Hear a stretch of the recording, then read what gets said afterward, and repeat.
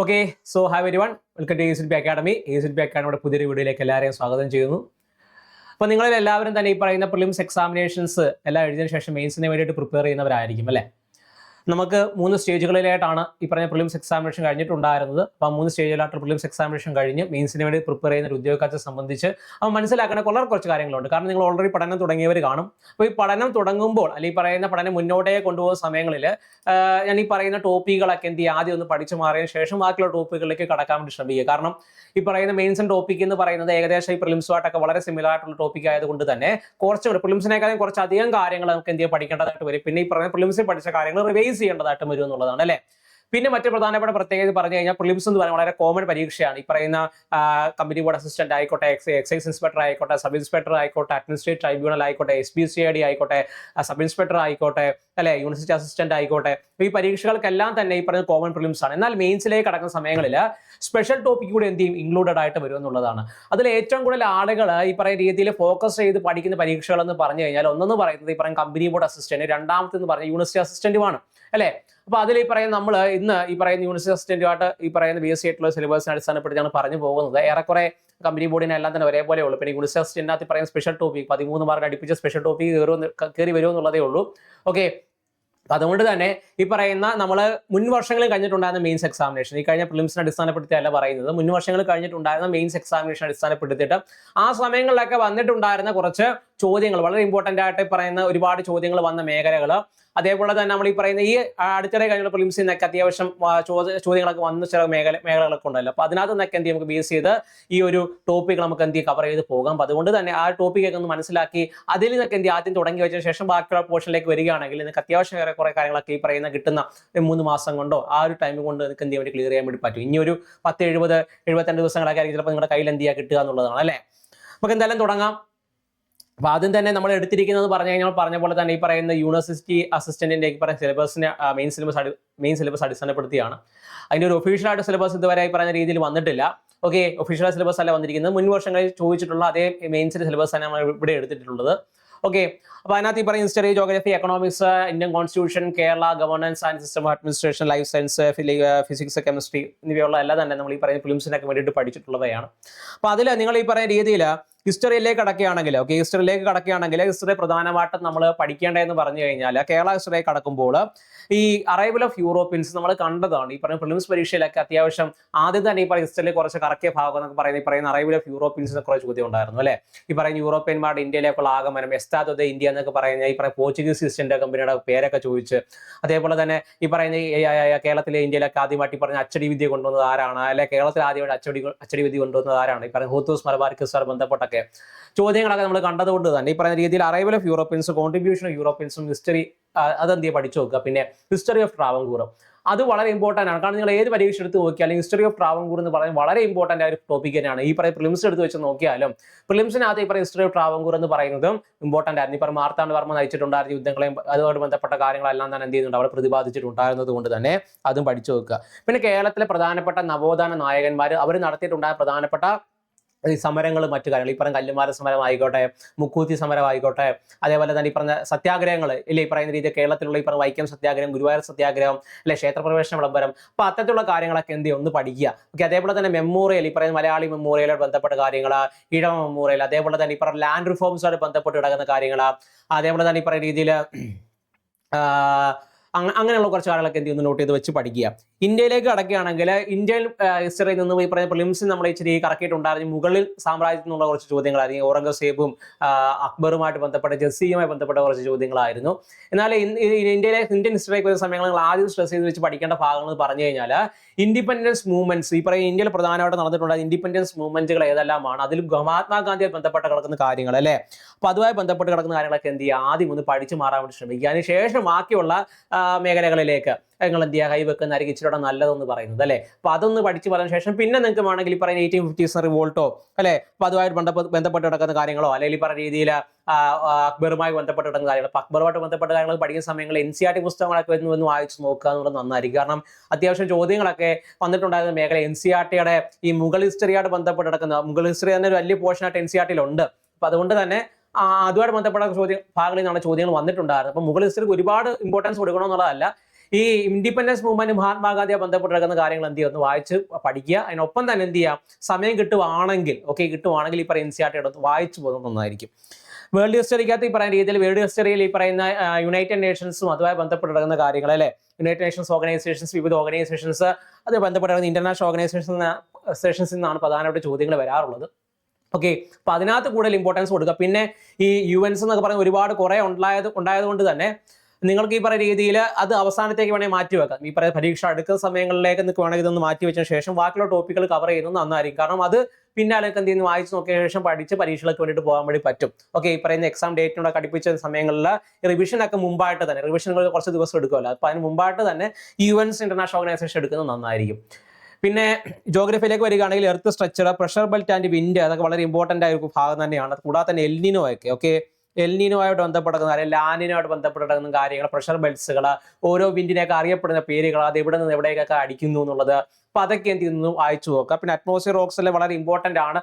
ബാക്കിയുള്ള കുറച്ച് ഭാഗങ്ങൾ അതിനകത്ത് ഈ പറയുന്ന രീതിയിൽ ഈ മാപ്സുമായിട്ട് ബന്ധപ്പെട്ട് നടക്കുന്നതിൽ റിമോട്ട് സെൻസിങ്ങിന് വളരെ പ്രധാനപ്പെട്ട ഒരു പങ്കുണ്ട് കേട്ടോ. റിമോട്ട് സെൻസിങ് എന്ന് പറയുന്നത് റിമോട്ട് സെൻസിങ്ങിന് ഒരു പ്രധാനപ്പെട്ട പങ്കുണ്ട്. അപ്പോൾ റിമോട്ട് സെൻസിങ് കൂടെ എന്തെങ്കിലും ഈ പറയുന്ന രീതിയിൽ വായിച്ചു പോകുന്നത് നിങ്ങൾക്ക് നന്നായിരിക്കും. റിമോട്ട് സെൻസിങ്ങും കൂടെ എന്ത് ചെയ്യുന്നു വായിച്ചു പോകുന്നത് വെച്ചിട്ട് എന്ത് ചെയ്യുന്നു നന്നായിരിക്കും. കാരണം റിമോട്ട് സെൻസിങ് എന്നൊക്കെ പൊതുവെ ചോദ്യങ്ങൾ വരാറുള്ള ഭാഗമാണ്. അപ്പോൾ റിമോട്ട് സെൻസിങ് വായിക്കുക, പ്രഷർ ബെൽറ്റ് വിൻഡും എർത്ത് സ്ട്രക്ചറും ആദ്യം പഠിച്ചു തീർക്കുക. അതിനുശേഷം നിങ്ങൾ എന്ത് ചെയ്യുക, ബാക്കിയുള്ള ടോപ്പിക്കുകളിലേക്ക് വരിക. കാരണം ബാക്കിയുള്ള ടോപ്പിക്ക് പഠിച്ചതാണ്, അപ്പോൾ അന്ന് റിവിഷൻ എന്നുള്ള രീതിയിൽ എന്ത് ചെയ്യുക, ബാക്കി കാര്യങ്ങൾ പഠിച്ചു. ഓക്കെ, പിന്നെ എൽനിനോ ലാനിനോ തീർച്ചയായിട്ടും എല്ലാ ഡിഗ്രി പ്രിലിംസിന്റെ അല്ലെങ്കിൽ ഡിഗ്രി മെയിൻസിന്റെ പരീക്ഷകൾക്ക് എന്ത് ചെയ്യുന്നുണ്ട്, വരുന്ന ഒരു ഭാഗമാണ് ഈ എൽനിനോ ലാനിനോ ഒക്കെ. അപ്പോൾ അത് എന്ത് ചെയ്യുന്നു പഠിച്ചു പോവുക.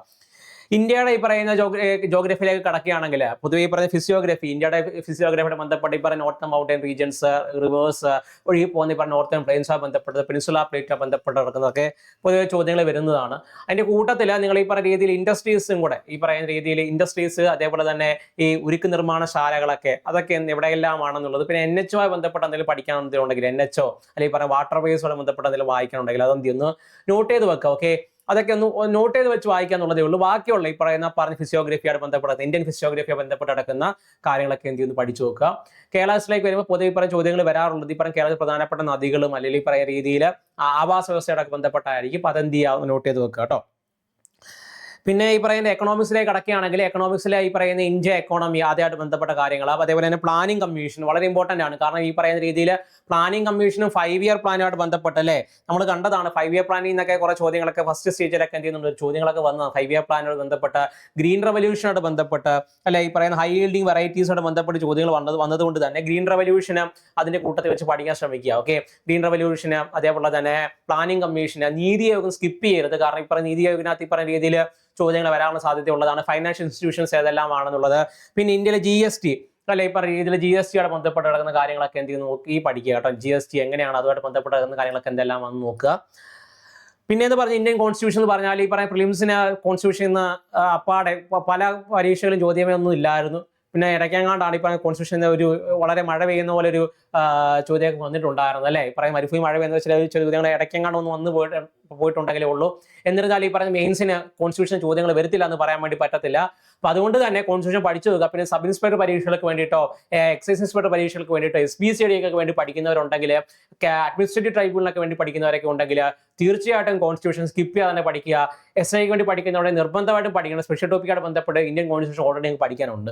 അപ്പൊ അതുകൊണ്ട് തന്നെ ഇന്ത്യൻ കോൺസ്റ്റിറ്റ്യൂഷൻ അത് മാക്സിമം മാർക്ക് നിങ്ങൾ എന്ത് സ്കോർ ചെയ്യാൻ വേണ്ടി ഇരിക്കണം. അപ്പൊ അതിനകത്ത് പ്രധാനമായിട്ടും ചോദ്യങ്ങൾ വരുന്ന മേഖലകൾ എന്ന് പറഞ്ഞു കഴിഞ്ഞാൽ മുൻ വർഷങ്ങളൊക്കെ കോൺസ്റ്റിറ്റ്യൂന്റ് അസംബ്ലിയായിട്ട് ബന്ധപ്പെട്ട ഫണ്ടമെന്റൽ റൈറ്റിൽ നിന്നൊക്കെ ഒരുപാട് ചോദ്യങ്ങളൊക്കെ വന്നിട്ടുണ്ട്. ഇഷ്ടംപോലെ ചോദ്യങ്ങൾ ഫണ്ടമെന്റൽ റൈറ്റായിട്ട് ബന്ധപ്പെട്ട് വന്നു കണ്ടിട്ടുണ്ട് അല്ലെ. രീതിയിൽ 20, 21, 7, 14, 17 ഒക്കെ പറഞ്ഞ ഒരുപാട് ചോദ്യങ്ങൾ വന്നു കണ്ട് കാണും നിങ്ങൾ. പിന്നെ ഈ പറയുന്ന രീതിയിൽ parliament and judiciary important constitution amendments വളരെ ഇമ്പോർട്ടന്റ് ആണ്. അതിന് എന്താണ് നിങ്ങൾക്ക് മാർക്ക് കിട്ടും ഉറപ്പാണ്. ഓക്കെ, അത് എന്തായാലും പഠിച്ചു പോകും. 42, 44, 52, 71, 74 അതൊക്കെ ഈ പറയുന്ന 71, 74 പഞ്ചായത്ത് രാജ് മുനിസിപ്പാലിറ്റി ബന്ധപ്പെട്ട് നടക്കുന്ന 86, 91, 97, 101, 102, 101, 104 എന്നിവ എന്ത് ചെയ്യാം തീർച്ചയായിട്ടും ഡീറ്റെയിൽ ആയിട്ട് തന്നെ എന്ത് ചെയ്യുക പഠിക്കുക.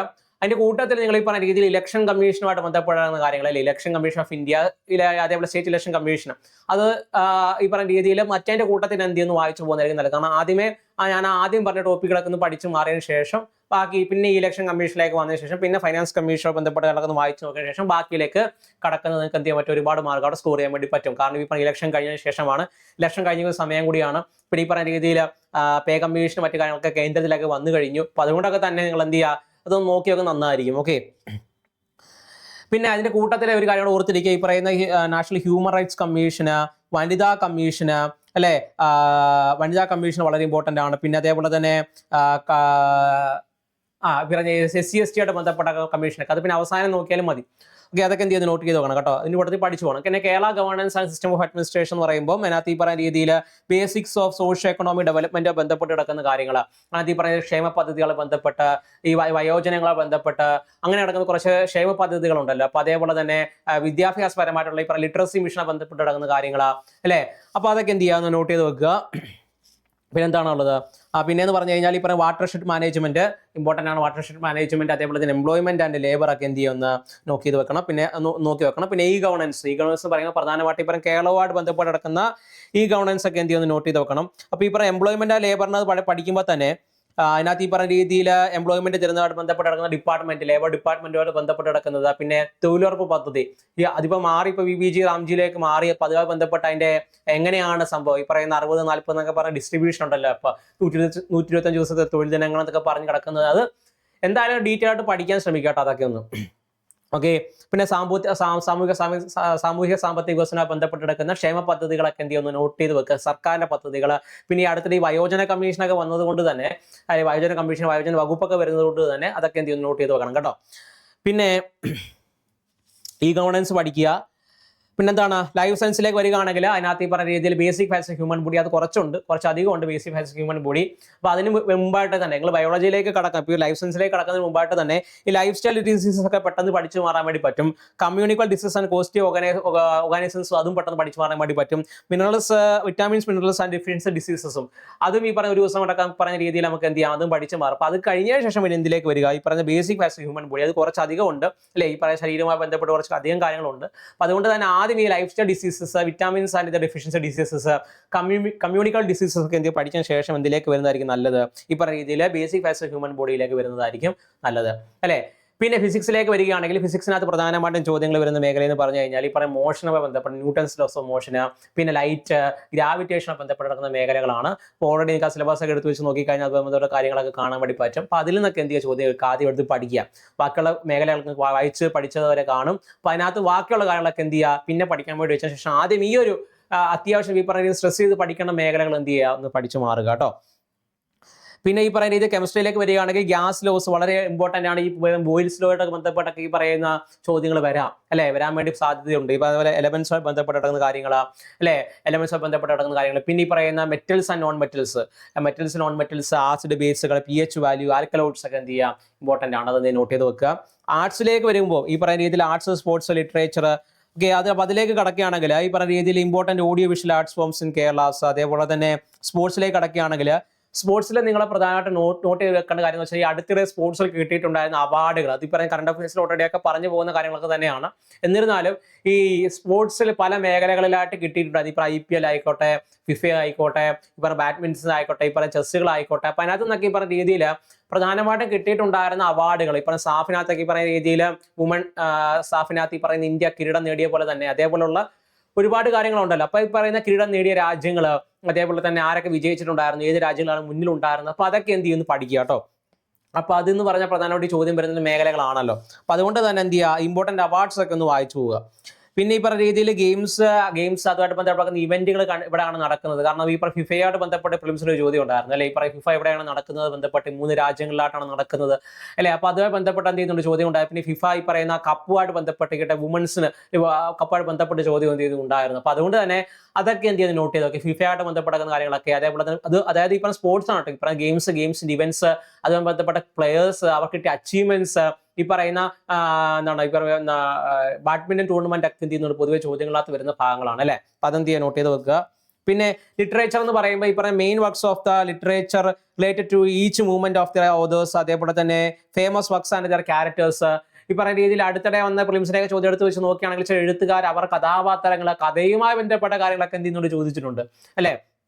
അങ്ങനെ ഈ പറയുന്ന കഥാപാത്രങ്ങൾ കഥയിലൂടെ ഈ പറയുന്ന കഥയുടെ ചില ഭാഗങ്ങളൊക്കെ വെച്ചിട്ട് സ്റ്റേറ്റ്മെന്റ് ആയിട്ടുള്ള ചോദ്യങ്ങളൊക്കെ ഉണ്ടായിരുന്നു. അപ്പോൾ അതുകൊണ്ട് തന്നെ ആ ഒരു മേഖലയെ നമുക്ക് എന്ത് ചെയ്യാൻ പറ്റും, ഈ പറയുന്ന അത്യാവശ്യം പഠിച്ചു കഴിഞ്ഞാൽ മാർക്ക് സ്കോർ ചെയ്യാൻ വേണ്ടി പറ്റും. അപ്പോൾ അതുകൊണ്ട് തന്നെ അതെന്ത് നോട്ട് ചെയ്ത് വെക്കും. മലയാളം സിനിമ ബന്ധപ്പെട്ട് ഈ അടുത്തിടെ മലയാള സിനിമാ രംഗത്ത് വന്നിട്ടുണ്ടായിരുന്നു ഈ പറയുന്ന പ്രധാനപ്പെട്ട അവാർഡുകളൊക്കെ, അല്ലെങ്കിൽ ഈ പറയുന്ന കേന്ദ്രത്തെ നാഷണൽ ഫിലിം അവാർഡ്സിലായിക്കോട്ടെ, സ്റ്റേറ്റ് ഫിലിം അവാർഡ്സിലായിക്കോട്ടെ, ഈ പറയുന്ന അവാർഡ് കിട്ടിയവർ നമ്മുടെ ഈ പറയുന്ന മോഹൻലാലിനൊക്കെ ഇപ്പോൾ ദാദാസാഹിബ് ഫാൽക്കെ അവാർഡൊക്കെ കിട്ടിയിട്ടുണ്ടായിരുന്നില്ല. അപ്പോൾ അതൊക്കെ വേണമെങ്കിൽ ഈ പറയുന്ന എന്താണ് കറണ്ട് അഫയേഴ്സ് രീതിയിലും ചോദ്യങ്ങൾ വരാം, അല്ലാതെ ഈ പറയുന്ന രീതിയിൽ ഇന്ത്യ ലിറ്ററേച്ചർ ഭാഗത്തും ചോദ്യങ്ങൾ വരാം. പിന്നെ കൾച്ചർ നോക്കുകയാണെങ്കിൽ കേരളത്തിലെ കൾച്ചറൽ സെന്റേഴ്സ് വർഷിപ്പ് പ്ലേസസ് എന്നൊക്കെ ചോദ്യം ഉണ്ടായിരുന്നു അല്ലേ, അറിയാമോ? ഈ പറയുന്ന രീതിയിൽ ശാസ്ത്ര അമ്പലങ്ങളെയൊക്കെ നോട്ട് ചെയ്ത് പറയാൻ പറഞ്ഞ ഒരു ചോദ്യം ഫിലിംസിനകത്തൊക്കെ ഉണ്ടായിരുന്നു. ഇപ്പം ശാസ്ത്ര ക്ഷേത്രങ്ങൾ കണ്ടെടുത്ത് പറയാം, ദേവീയ ക്ഷേത്രങ്ങൾ കണ്ടെടുത്ത് പറയാന്നൊക്കെ പറഞ്ഞ കുറേ ചോദ്യങ്ങളൊക്കെ ഉണ്ടായിരുന്നു. ബുദ്ധിസവും ബന്ധപ്പെടാത്ത അങ്ങനെയല്ലേ, അങ്ങനെ ഒരു ചോദ്യമൊക്കെ കുറേ എന്ത് ചെയ്യുന്നു വന്നിട്ടുണ്ടായിരുന്നു. അപ്പൊ അതുകൊണ്ട് തന്നെ ചോദ്യത്തിനകത്തൊക്കെ ഈ പറയുന്ന രീതിയിൽ പാറ്റേൺ ഒക്കെ വ്യത്യാസം ഉള്ളത് കൊണ്ട് തന്നെ നിങ്ങൾ എന്ത് ചെയ്യുക, ആ ഒരു പാറ്റേൺ ഒക്കെ എന്തെങ്കിലും മനസ്സിലുണ്ടായിരിക്കണം. പഠിക്കുന്ന സമയങ്ങളിൽ ഇതൊക്കെ എന്ത് ചെയ്യുക മനസ്സിലുണ്ടായിരിക്കണം. ഓക്കെ, ഫിലിംസിലേക്ക് ചോദ്യങ്ങളൊക്കെ വന്നിട്ടുണ്ടായിരുന്നല്ലോ എന്നുള്ള രീതിയിലൊക്കെ വേണം എന്ത് ചെയ്യും ഫിലിംസിന് പഠിക്കാൻ വേണ്ടിയിട്ട്. ഓക്കെ, പിന്നെ ബേസിക്കോ കമ്പ്യൂട്ടർ വരികയാണെങ്കിൽ കമ്പ്യൂട്ടറിൽ നിന്ന് എന്തായാലും ചോദ്യങ്ങൾ വരും. നിങ്ങൾ കണ്ടതാണ് ഈ പറയുന്ന ലാൻഡ് വാനുമായിട്ട് ബന്ധപ്പെട്ട് കിടക്കുന്ന റൂട്ടറുമായി ബന്ധപ്പെട്ട ചോദ്യങ്ങളൊക്കെ ഓൾറെഡി ഉണ്ടായിരുന്നു. അപ്പോൾ അതുകൊണ്ട് തന്നെ മെമ്മറി ഡിവൈസസ് ഇമ്പോർട്ടൻ്റ് ആണ്. Primary secondary devices classification, software classification, system software, application software ഒക്കെ എന്താണ് ഇമ്പോർട്ടൻ്റ് ആണ്. പിന്നെ കമ്പ്യൂട്ടർ നെറ്റ്വർക്കിലേക്ക് കടക്കുകയാണെങ്കിൽ ലാൻ വാൻ മാനൊക്കെ എന്താണ് ചോദ്യങ്ങൾ വന്നിട്ടുള്ള ഒരു മേഖലയാണ്. പിന്നെ നെറ്റ്വർക്കിലേക്ക് വരികയാണെങ്കിൽ മീഡിയ സ്വിച്ച് ഹബ്ബ്, അതൊക്കെ വളരെ ഇമ്പോർട്ടൻ്റ് ആണ്. അതൊക്കെ പെട്ടെന്ന് പഠിച്ചു മാറാൻ വേണ്ടി പറ്റുന്ന സംഭവമാണ് ഈ പറഞ്ഞ ലാൻ വാൻ മാന്, മീഡിയ സ്വിച്ച് റൂട്ടറൊക്കെ. ഓക്കെ, അപ്പോൾ അതൊക്കെ എന്ത് ചെയ്യുക, നിങ്ങൾക്ക് അത്യാവശ്യം മാർക്ക് ഉറപ്പിക്കാൻ പറ്റുന്ന ഒരു മേഖലയാണ്. കാരണം എന്തായാലും നിങ്ങൾ ഈ ചോദ്യപേപ്പറൊക്കെ എടുത്ത് വെച്ച് നോക്കിക്കഴിഞ്ഞാൽ ഈ മുൻവർഷങ്ങളിലെ ആയിക്കോട്ടെ, ഈ പറഞ്ഞ ഫിലിംസിന്റെ ആയിക്കോട്ടെ, ചോദ്യപേപ്പർ എടുത്ത് വെച്ച് നോക്കിയാൽ ഈ പറഞ്ഞ ലാൻഡ് വാൻ മാനോ അല്ലെങ്കിൽ ഈ പറഞ്ഞ സ്വിച്ചോ ഹബ് റൂട്ടറൊക്കെ നിങ്ങൾക്ക് എന്തായാലും കാണാൻ വേണ്ടി പറ്റും.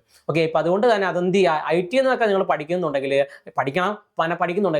ഈ പറഞ്ഞ രീതിയിൽ ഈ ഹബ്ബ് റൂട്ട് സ്വിച്ചൊക്കെ ഒന്ന് ഒരിക്കലും ഈ പറഞ്ഞ രീതിയിൽ സ്കിപ്പ് ചെയ്യാതെ പഠിക്കുക. ബാക്കിയുള്ളതും പഠിക്കണം, ബാക്കിയുള്ളതൊക്കെ പഠിച്ചതാണ്. അപ്പോൾ അത് റിവിഷൻ ചെയ്യുന്ന സമയത്ത് തന്നെ എന്ത് ചെയ്യുക, ഇതും കൂടെ ചെയ്ത് പഠിക്കുക. പിന്നെ സൈബർ റോങ്സുമായിട്ട് ബന്ധപ്പെടുന്ന കാര്യങ്ങൾ, അതേപോലെ തന്നെ ഇൻഫോർമേഷൻ ആക്ട്, അത് ഈ പറയുന്ന രീതിയിൽ SI പഠിക്കുന്നവർ ഇമ്പോർട്ടൻ്റ് ആണ്. SI പഠിക്കുന്നവർക്കും ഈ പറയുന്ന IT ആക്ട് ഒക്കെ ഉണ്ട്. അപ്പോൾ അതുകൊണ്ട് തന്നെ നിങ്ങൾ എന്ത് ചെയ്യുക, IT ആക്ട് ഒക്കെ എന്ത് ചെയ്യുക കറക്റ്റായിട്ട് പഠിക്കുക. Information technology act 2000, types of cyber wrongs, അതൊക്കെ എന്ത് ചെയ്യുന്നത് നോട്ട് ചെയ്ത് വെക്കുക കേട്ടോ. അപ്പോൾ അതിൻ്റെ കൂട്ടത്തിൽ ബാക്കിയുള്ളത് കളയാന്നുള്ളതല്ല, നിങ്ങൾ ആദ്യം അതൊക്കെ പഠിച്ചതിന് ശേഷം സമയമുള്ള സമയങ്ങളിൽ എന്ത് ചെയ്യുക ബാക്കിയുള്ളതും കൂടെ റിവിഷൻ ചെയ്ത് പോകുക എന്നുള്ളതേ ഉള്ളൂ. കാരണം ഈ മൊത്തം സിലബസ് കൂടെ കവർ ചെയ്ത് പോകുന്ന ഒരു സമയം നമുക്കിടെ കിട്ടത്തില്ല. അപ്പോൾ അതുകൊണ്ട് തന്നെ റിവിഷൻ എന്നുള്ളതാണ് ഇവിടെ എന്ത് ചെയ്യുന്നത് ഏറ്റവും ഇമ്പോർട്ടൻ്റ് ആയിട്ട് വരുന്നത്. അപ്പോൾ അതുകൊണ്ട് തന്നെ എന്ത് ചെയ്യും, മാക്സിമം വളരെ ഇമ്പോർട്ടൻ്റ് ആയ ടോപ്പിക്കുകൾ പഠിച്ചു പോയതിനു ശേഷം ബാക്കിയുള്ള എന്ത് ചെയ്യുന്നു റിവിഷൻ ചെയ്യുന്നതായിരിക്കും ഏറ്റവും നല്ലത്. പിന്നെ അതിൻ്റെ കൂട്ടത്തിൽ വാക്കുകൾ ഇപ്പോൾ MEM അറിയാലോ, ഇപ്പോൾ മാത്സ് ഇംഗ്ലീഷ് മലയാളത്തിനകത്ത് നിങ്ങൾക്ക് പ്രത്യേകിച്ച് പറയേണ്ട ആവശ്യമില്ല, അത് എല്ലാവരും പഠിക്കുന്നതാണ്. അത് പഠിച്ചാൽ തന്നെ അത്യാവശ്യം നല്ല മാർക്ക് അവിടെ കയ്യിലിരിക്കുകയും ചെയ്യും. പിന്നെ ഒരു പ്രധാനപ്പെട്ട കാര്യം എന്ന് പറയുന്നത് ഇൻഫോർമേഷൻ ആയിട്ട് ബന്ധപ്പെടുന്ന കാര്യങ്ങൾ, ഇലക്ഷൻ കമ്മീഷനായിട്ട് ബന്ധപ്പെടുന്ന കാര്യങ്ങൾ, നാഷണൽ സ്റ്റേറ്റ് ഇലക്ഷൻ കമ്മീഷൻ എന്നുള്ളതിനപ്പുറത്തെ കൂടുതൽ ഈ പറയുന്ന രീതിയിൽ വുമൻസ് കമ്മീഷൻ, ഈ വുമൻസ് കമ്മീഷനോട് ബന്ധപ്പെടുന്ന കാര്യങ്ങളുണ്ടെങ്കിൽ എന്ത് ചെയ്യുക, അത് എന്തായാലും പഠിച്ചു നോക്കുക കേട്ടോ. ഈ വുമൻ കമ്മീഷനോട് ബന്ധപ്പെടുന്ന കാര്യങ്ങൾ, ഹ്യൂമൻ റൈറ്റ്സ് കമ്മീഷനോട് ബന്ധപ്പെടുന്ന കാര്യങ്ങൾ, കൺസ്യൂമർ പ്രൊട്ടക്ഷൻ ആക്ട്, പോക്സോ എന്താണ് ഇമ്പോർട്ടൻ്റ് ആണ്. പോക്സോ ബന്ധപ്പെട്ട കാര്യങ്ങൾ, ഇമ്പോർട്ടൻറ്റ് സ്കീംസ്, അതിപ്പോൾ സെൻട്രൽ ഗവൺമെന്റ് ആയിക്കോട്ടെ സ്റ്റേറ്റ് ഗവൺമെന്റ് ആയിക്കോട്ടെ, ഇത് രണ്ടും പഠിക്കണം. സെൻട്രൽ ഗവൺമെന്റ് ഇഷ്ടം പോലെ വലിച്ച് ഇഷ്ടംപോലെ സ്കീമുകളുണ്ട്, സ്റ്റേറ്റ് ഗവൺമെന്റ് ഇഷ്ടം പോലെ ഉണ്ട് അല്ലെ. ഈ പറഞ്ഞ രീതിയിൽ ഇഷ്ടംപോലെ സ്കീമുകൾ സെൻട്രൽ ഗവൺമെന്റ് ഉണ്ട്, സ്റ്റേറ്റ് ഗവൺമെന്റിനുണ്ട്, കുടുംബശ്രീ കീഴിൽ എന്ത് ചെയ്യുന്നു ഒരുപാട് സ്കീമുകൾ കിടക്കുന്നുണ്ട്. അപ്പൊ അങ്ങ് ഇഷ്ടംപോലെ സ്കീമുകൾ കുറേ ഉണ്ട്. അപ്പൊ അതിനകത്ത് വളരെ ഇമ്പോർട്ടൻ്റ് ആയ സ്കീമുകളൊക്കെ എന്ത് ചെയ്യുക, ഈ കൂട്ടത്തിൽ നിങ്ങൾ ഈ പറഞ്ഞ രീതിയിൽ പ്രിലിംസിനൊക്കെ പഠിച്ചവർ കാണും. അപ്പൊ അതൊക്കെ ഉണ്ടെങ്കിൽ എന്ത് ചെയ്യുക, ഇപ്പൊ അടുത്തിടെ വന്നിട്ടുണ്ടായിരുന്ന പ്രധാനപ്പെട്ട സ്കീമുകൾ പഠിക്കുക. അതേപോലെ തന്നെ നമ്മൾ പറയാറുള്ള പൊതുവെ 2 വർഷമൊക്കെ മുമ്പ് വരെയുള്ള ഈ പറയുന്ന 1.5-2 വർഷം വരെയുള്ള കറണ്ട് അഫയേഴ്സ് ഒക്കെ പഠിക്കണം. ഓൾറെഡി നിങ്ങൾ പഠിച്ചു വെച്ചതായിരിക്കും. അതിന്റെ കൂട്ടത്തിൽ അപ്ഡേറ്റ് ചെയ്യാൻ വേണ്ടി ശ്രമിക്കുക. കൂടുതൽ മോക്ക് ടെസ്റ്റുകളൊക്കെ ചെയ്യുന്നത് എപ്പോഴും നന്നായിരിക്കും. ഓക്കെ, ഇപ്പൊ ആദ്യമേ തന്നെ മോക്ക് ടെസ്റ്റ് എടുത്ത് ചെയ്യണം എന്നുള്ളതല്ല, ആദ്യം ഈ റിവിഷൻ പഠനം മുന്നോട്ടേക്ക് കൊണ്ടുപോയതിനു ശേഷം എന്ത് ചെയ്യുക, ഈ പറയുന്ന ഇത് മോക്ക് ടെസ്റ്റിലേക്ക് കടക്കുക.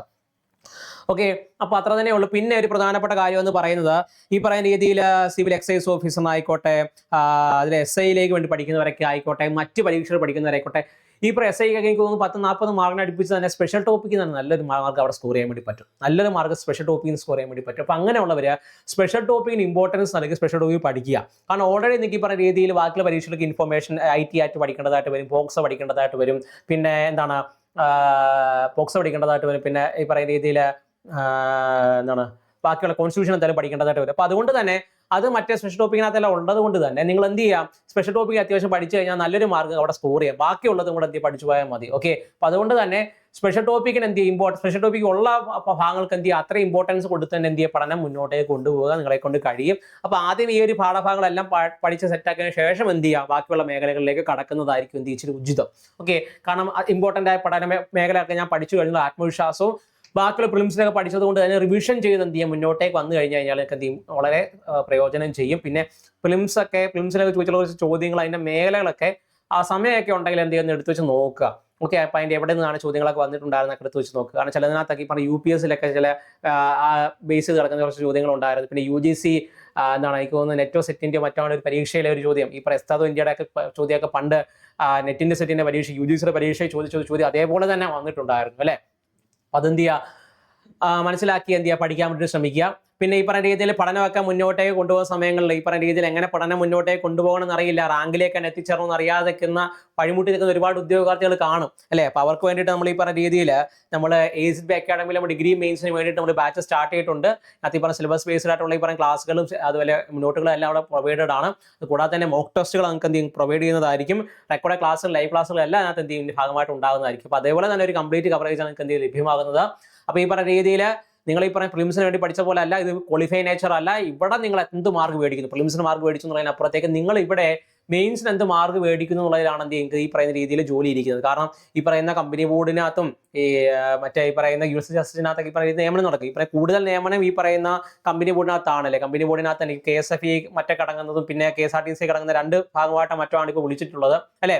അപ്പം അതിനകത്ത് ഈ പറഞ്ഞ രീതിയിൽ കമ്പനി ബോർഡ് എന്ന് പറഞ്ഞാൽ നോക്കുകയാണെങ്കിൽ ഏകദേശം 10,000 തന്നെ ഈ പറയുന്ന രീതിയിൽ നിയമനങ്ങളൊക്കെ ഓൾറെഡി പോയിട്ടുണ്ട്.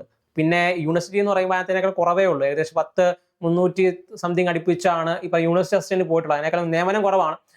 ഓക്കെ, അപ്പൊ ഈ പറയുന്നത് ഇതൊക്കെ മനസ്സിൽ വെച്ചുകൊണ്ടാണ് പഠിക്കുന്നത്. അപ്പൊ നല്ല രീതിയിൽ ഈ പറയുന്ന രീതിയിൽ എന്താണ് റാങ്ക് പട്ടികയിൽ മുന്നിലെത്തുന്നവർക്കാണ് എന്ത് ചെയ്യും ജോലി കിട്ടുക. ഓക്കെ, അപ്പൊ അതുകൊണ്ട് തന്നെ ആ ഒരു മനസ്സോട് കൂടി തന്നെ പഠിക്കാൻ നിങ്ങളെ കൊണ്ട് കഴിയും. ഓക്കെ, അപ്പൊ നാളെ വളരെ കോൺഫിഡന്റ് ആയിട്ട് മുന്നോട്ടേക്ക് പോവുക. സംശയങ്ങളൊക്കെ എന്തെങ്കിലും ഉണ്ടെങ്കിൽ എന്ത് ചെയ്യുക കമന്റ് ആയിട്ട് അറിയിക്കാൻ വേണ്ടി ശ്രമിക്കുക. ഓക്കെ, അപ്പം നമ്മുടെ കോഴ്സിലേക്ക് ജോയിൻ ചെയ്യാൻ വേണ്ടി താല്പര്യപ്പെടുന്നവരാണെങ്കിൽ ഈ താഴെ കാണാൻ നമ്മൾ വിളിച്ചൊന്ന് കോൺടാക്ട് ചെയ്താൽ മതി. ഓക്കെ, അപ്പോൾ എല്ലാവർക്കും ഓൾ ദി ബെസ്റ്റ്. വീണ്ടും കാണാം. അതുവരെ.